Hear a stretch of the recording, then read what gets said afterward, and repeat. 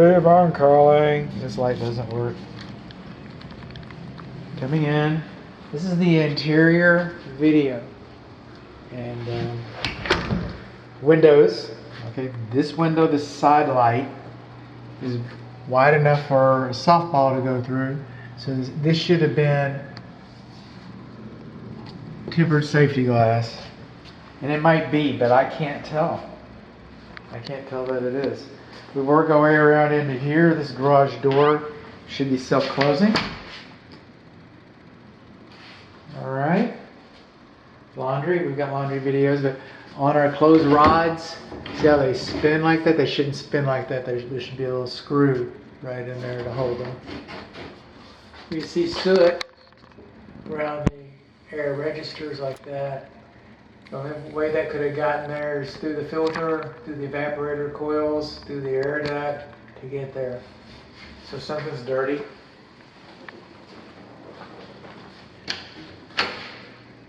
The entry closet, coat closet, again, needs the screw.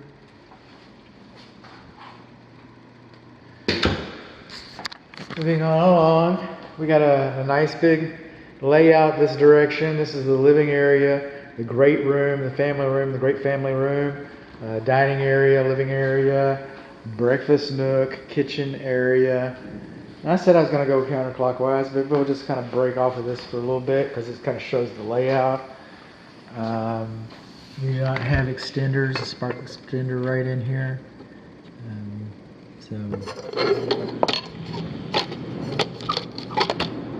This is what your roof looks like. I saved this for my client. My client hasn't shown up, dear client. Got a little bit of water damage up here. And we got some separation between the backsplash or splashback. I say splashback. And people go, I think it's funny on TikTok. Ha ha ha. You don't know what you're talking about. What a stupid inspector. So, okay. Backsplash, splashback. Okay. And just a little bit of, it's been wet under there. Same thing around the water heater. Got plenty of videos about that. We do have an anti-chip device. Moving along, we got our pantry. Our windows are double pane metal frame. Alright, they look like they're original to the home. And it would be prudent to budget for replacement. They're just old. I mean, I'm getting, by the way, I found four torn screens, one missing screen, no fewer than 8 fogging windows, no fewer than 3 inoperable latches, no more than 1 drop tension bar, 2 windows are inoperable. I wasn't able to operate them. So we're back in the big living area. Now, I don't know if you can tell by the light coming through the windows, or maybe I sound tired, but although this is one of the earlier videos baked into your inspection report, this is the last video I'm doing today. And so this is the time when I would like to say, thank you, dear client. Thank you, dear client, for your trust in your business. Those things mean the world to my family and I. And if you could leave me a nice Google review, that means a lot to a small businessman. So if you find it in your heart to do that, I'd appreciate that. So this is the living area. Missing smoke alarm. Coming in, our air filter is here in the hallway. Our thermostat's a little bit high. It should be closer to your heart. When you sit in a chair, your head's there. And your air filter looks like they changed it. 20 by 25 by 1. Get a little distress here from a moisture event. We've talked about that enough today, haven't we? We've got a little distress here from a moisture event. These areas, even with the infrared, they showed moisture markers. But with moisture detectors, meters, if you will, they showed to be bone dry. We're missing our smoke alarm in this front bedroom, north bedroom, call it what you will. Moving along, our tension ball latches are missing. Okay, and these two closet doors in the front bedroom, we're missing our, so it doesn't latch. And by the way, the top rails, bottom rails too, they haven't been painted.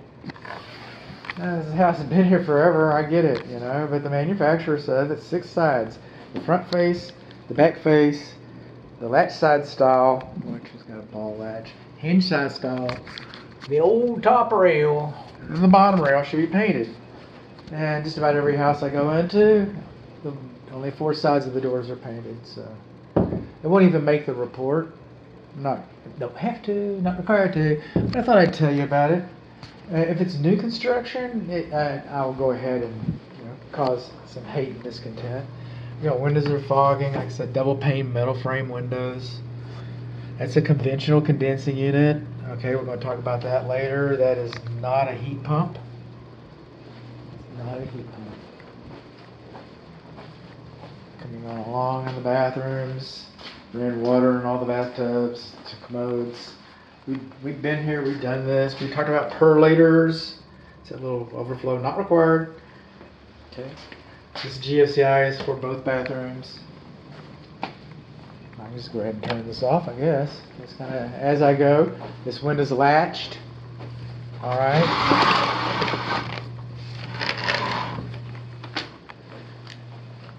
So we come along to the middle bedroom,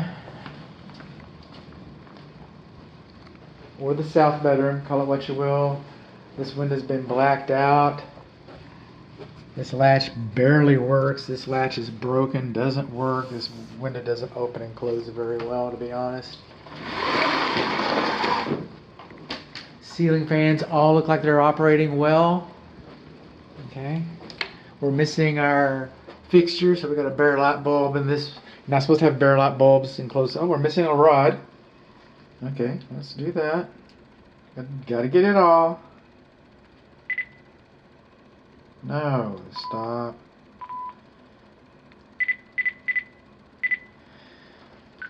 Clothes hanger rod missing in middle bedroom closet. South bedroom. We've got carpet and LVP. LVP is a luxury vinyl product, I guess. I don't know what the P is for. Plastic. Luxury vinyl plastic. Okay, this would be our, for lack of a better description, this would be our linen closet. This is the hall closet. Yeah, because our bathrooms are here. You want to get towels and stuff and sheets. That's a linen closet. We're in the primary bedroom suite. That's what we call them now. And this is all dry. Again, the fans are looking good. We got a couple more fogging windows. Torn window screens. LVP again. Bathrooms, hot's on the left, cold's on the right. We've done this. Everything's supposed to go down, goes down. Bye, Timmy. Okay, we filled the bathtub, we filled the shower up with lots of water. Tried to stress out the shower pan. Did not work. I mean, it did not, the test did not produce an undesirable result. The undesirable result would have been a leak. We did not do that. We did not have enough niche in our pitch. And again, that's another discussion. It's going to happen a couple times. Moving on along, I guess they finally put a stabilizer here. That's the screws we're looking for. Why do we do that? Because rod won't go all the way to the end. Oh, my dear. And again, rods, those kinds of things, there's, my client wants to know. It's beyond the scope. I get it. There's your alarm sensor box. This is the primary bedroom suite bathroom. This is the way the inside of the window looks right there. It looks kind of rough, doesn't it? That's what I think. And if you go outside, you can tell that they sealed the top of it with some foam. The 2 windows on this west wall. So, we got different types of blinds. There you go. Moving on. 5 luminaries, burned out, exhausted. Bathroom vent fans, vent directly into the attic. Not supposed to do that. Then these windows, again, 2 fogging windows, 2 torn window screens. It comes on down. That's our pavilion.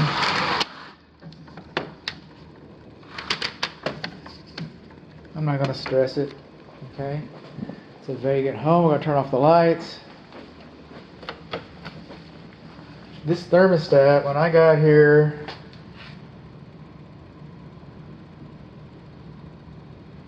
it was set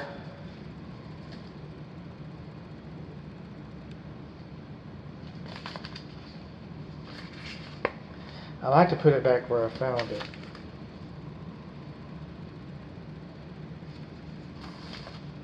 I'm going to put 73. It will go back. It's the temporary setting, so it will go back to whatever it was programmed to do.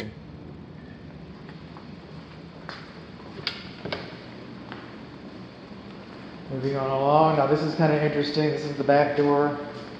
Wow, that is interesting. Okay.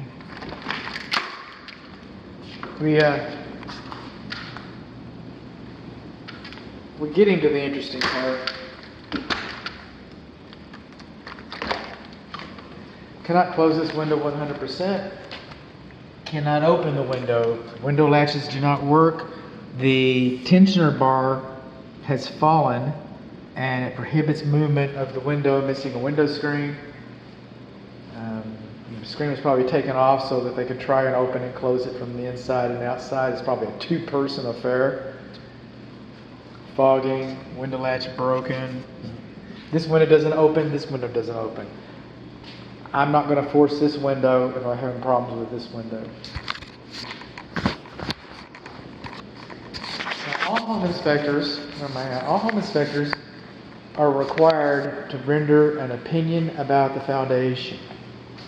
All right, that doesn't make us engineers. I think I know of a couple, in fact, I think they've retired, but I have known of a couple engineer home inspectors. And that's great. It's great. I use engineering equipment. See all the flashing on that wall? Flashing with the paint. It doesn't match. So I use engineering equipment. That doesn't mean that I'm an engineer. Home inspector should stay in his lane. That's what I am, a home inspector, rendering an opinion. I make opinions, home inspectors make opinions. The Texas Real Estate Commission has decided that home inspectors should make opinions based on how the windows are operating. Those aren't operating too well. All right, another one out there isn't operating too well. How the doors operate. Stress on the walls is all new interior paint, or mostly new interior paint. All right, window treatments and such has been remodeled. Exterior walls and their conditions. I'm seeing movement around the windows along this wall over here. Okay.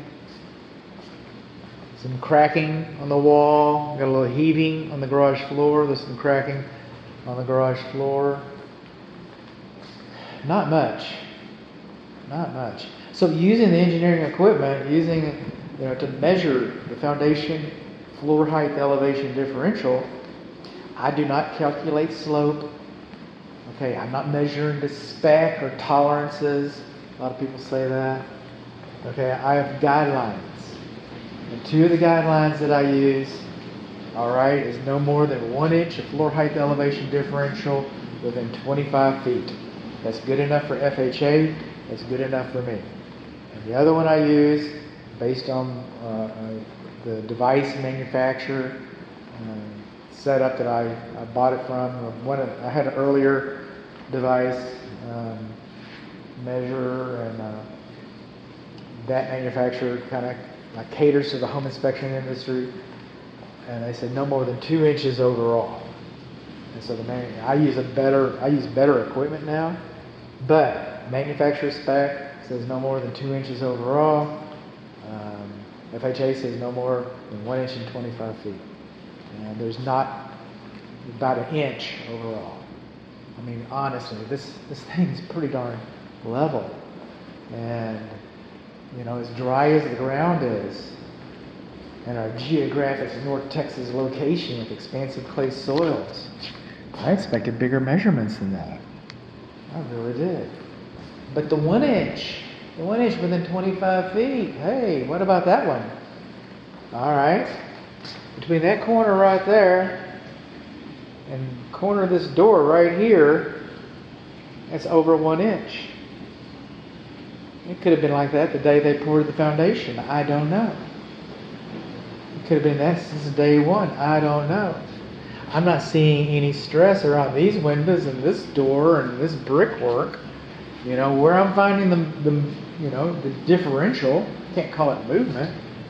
Where I'm finding the differential, there's no outward signs of movement. Even the cabinets really don't exhibit wall movement, they exhibit cabinet movement. So, I don't know what to tell you. My opinion, I would never dissuade my client from seeking perfection. If you need an engineer's opinion, by all means get one. Alright? I'm not talking you out of it. But I'm also saying that if you hired an engineer to come in here and follow me, one, his opinion supersedes mine. But two, my experience suggests that you're likely going to be buying peace of mind. And peace of mind is worth something. And likely the engineer is going to come in and is going to say, like, well, we've got a little bit of movement, just like Bud found, but there's really nothing to move, because I did calculated slope. And by my calculations, that's not anything to worry about because I did more advanced measuring. And the rest of this is pretty level. He's going to tell you that you want rain gutters that work. He's going to tell you that you want dry, your soil needs to be better taken care of. He's going to tell you the trees are too close. He's going to tell you everything that I'm telling you. But sometimes you got to hear it from two people, So, but my opinion is foundation is good to go. Good as it ever was. As good as his, as good as his, as good as his, as good as his.